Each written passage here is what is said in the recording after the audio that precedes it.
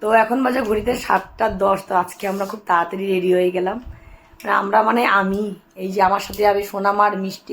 আমি আজকে যেতামও না, কারণ কি মিমিন বোনরা চলে গেছে। আমি সকাল থেকে কাঁদছে, কালকে তো রাত্র পুরো কেঁদেছে, আজকে সকাল থেকে কান্নাকাটি করছে। এই কারণে ওকে মন ভুলানোর জন্য নিয়ে যাচ্ছে, আর মিষ্টি যাবে। আজকে আমরা রেডি হয়ে গেছিলাম। আজকেও সকাল থেকে সেই বৃষ্টি, এই সন্ধ্যা অবধি বৃষ্টি ছিল, তারপরে থেমেছে একটু। চলো এখন যাই।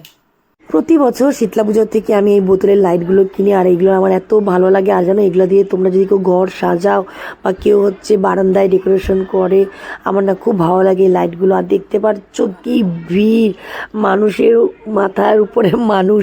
তো আমি এই ভিডিওটা শ্যুট করেছি শীতলা মন্দিরের অপোজিটে একটা 3তলা বিল্ডিং আছে, তার ছাদে গিয়ে। মানে দিবাকর বলে চলো তুমি ভিডিও করবো, ওখানে নিয়ে যাচ্ছি। আর দেখো মন্দিরটা কি সুন্দর লাগছে না।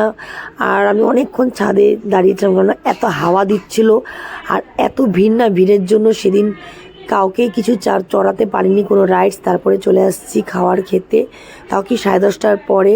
তাহলে চলো, আজকের সারাদিনের মিনি ব্লগ তোমাদের কেমন লেগেছে অবশ্যই জানাবে। টাটা।